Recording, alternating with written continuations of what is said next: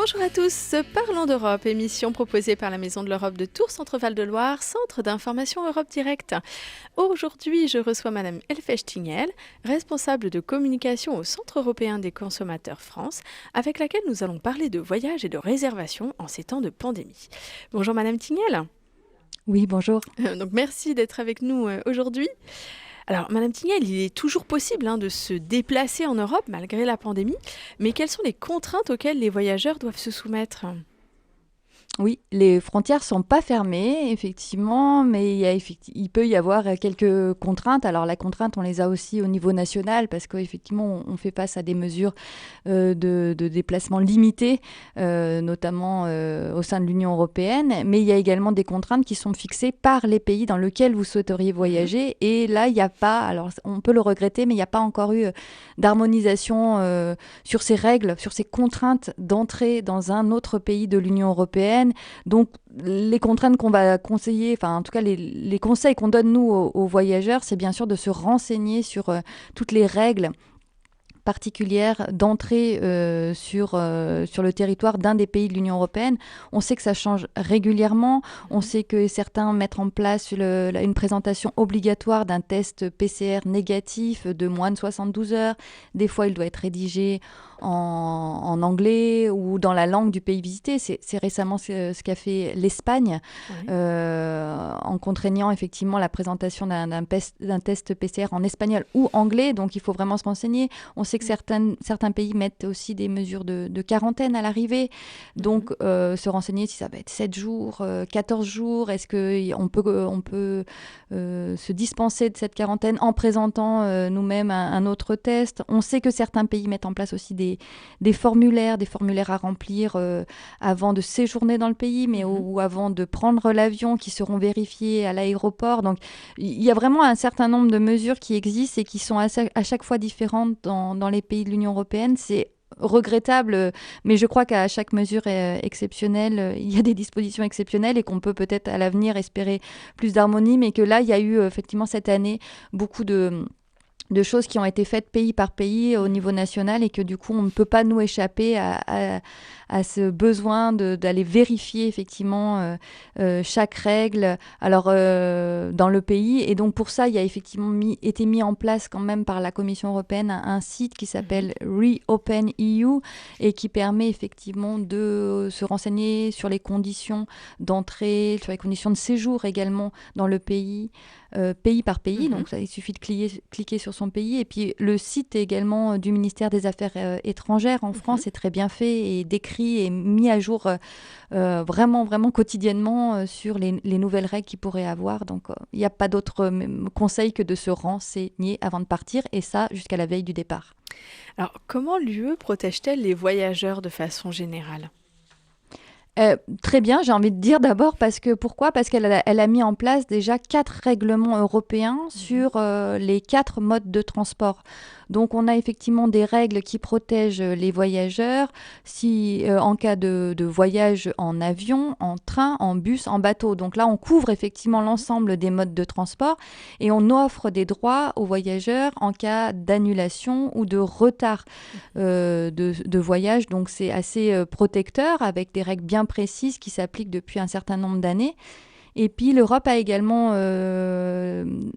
amélioré sa directive, donc qui a été elle-même transposée dans chaque pays de l'Union européenne, sur le voyage à forfait. Le voyage à forfait, c'est ce fameux voyage que vous pourriez réserver au sein d'une même agence qui couvrirait au moins 2 prestations touristiques. Donc c'est le fameux vol plus hôtel que vous réservez auprès d'une agence en ligne ou sur place, et qui est régi effectivement par des lois européennes qui permettent de savoir à quoi vous avez le droit en cas de non-prestation fournie, en cas d'une prestation même annulée, en cas si vous souhaitez céder le voyage, s'il y a une augmentation de prix, enfin, tous ces incidents qu'il peut y avoir, mais qui sont bien, bien réglés, effectivement, au sein de l'Union européenne.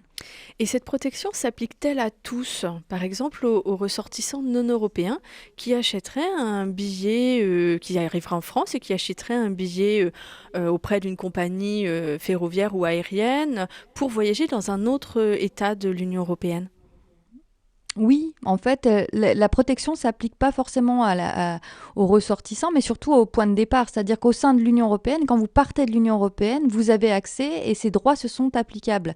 Donc Mhm. j'ai envie de dire, même en cas de transporteur qui ne serait pas européen, et c'est ça qui est Mhm. intéressant, c'est-à-dire que vous faites un voyage Paris-New York avec une compagnie aérienne américaine, Mhm. du moment où vous partez de Paris, vous avez, même avec cette compagnie américaine, vous avez droit à une compensation en cas d'annulation de vol, en cas de retard de vol, etc. On va appliquer des droits européens à un transporteur même américain Mhm.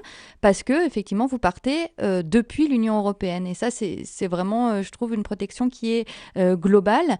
Et puis vous avez également cette même protection si vous revenez dans l'Union européenne. Mhm. Alors là, avec la condition que le transporteur soit cette fois-ci européen, D'accord. et puis que vous n'ayez pas bénéficié, par exemple, d'un dédommagement qui était prévu par la loi du pays où vous partiez pour revenir dans l'Union européenne. Donc, D'accord. c'est deux petites conditions, mais en tout cas, au sein de l'Union européenne, avec un départ de l'Union européenne, d'un des pays, Mhm. et c'est une protection totale.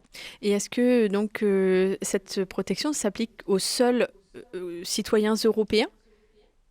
Non, on pourrait Non? tout à fait, effectivement, protéger un citoyen d'un pays tiers, mais Mhm. qui partirait de l'Union D'accord. européenne.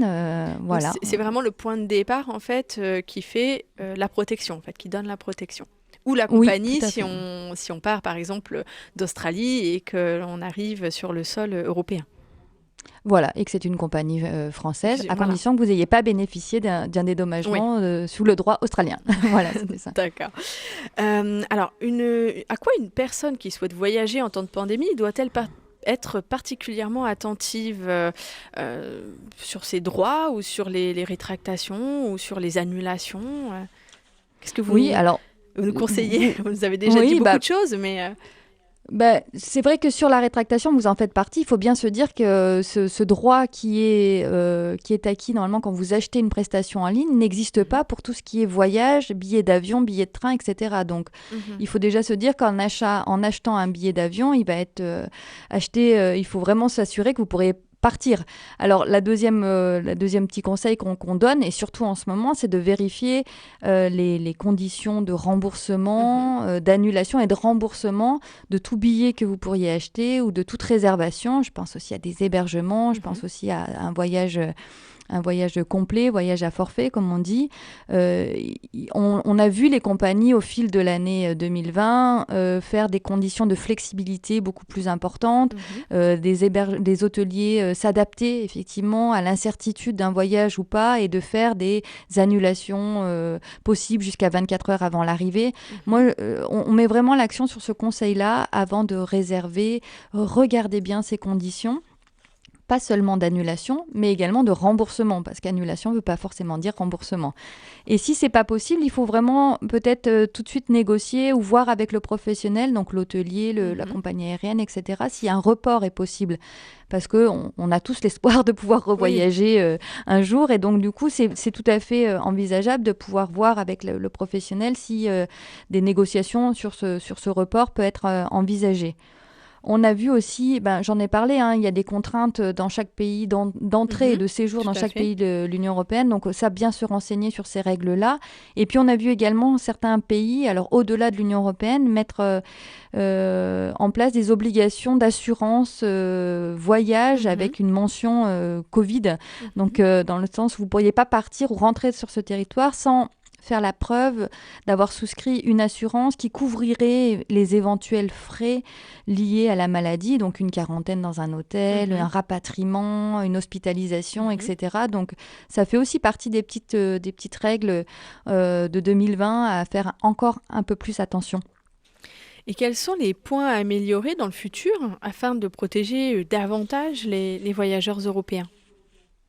Beaucoup, mais si on fait une petite liste, effectivement, au Centre européen des consommateurs France, on a surtout mis l'accent cette année, face à la recrue de réclamations, sur la clarification des obligations et de la responsabilité des plateformes de réservation en ligne. Mhm.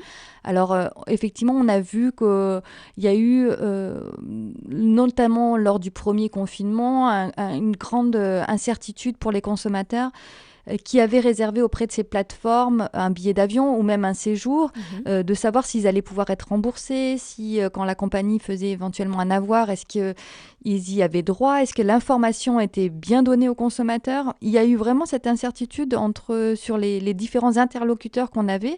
Et là, on s'est vraiment dit qu'il y a un manquement au niveau législatif sur ces obligations qu'ont ces plateformes en ligne d'informer le consommateur sur ses droits, d'une part, mais également sur la négociation, la prise en compte de la demande de remboursement, sur quelles sont les démarches que lui-même a fait, que cette plateforme a elle-même fait auprès de la compagnie aérienne ou de l'hôtelier, etc. Donc, nous, on souhaiterait à l'avenir, effectivement, qu'il y ait une clarification de ces obligations. Et puis, dans le même sens, une clarification ou une obligation de définir des délais de réponse, des procédures claires de traitement des plaintes, autant pour les compagnies aériennes, parce qu'à ce jour, on voit bien que d'une compagnie à une autre, on peut être sur 3 semaines de délai de réponse ou 8 mois. Oui. Donc, on se dit qu'il y a peut-être comme ça quelque chose à faire, à harmoniser ou fixer au moins des règles de réponse, de traitement des plaintes. Et puis, on a aussi dit, alors c'est ce qu'on prône régulièrement, renforcer l'information des consommateurs sur leurs droits en cas de voyage, donc être mieux informés, si en cas d'annulation de vol, retard de train, etc.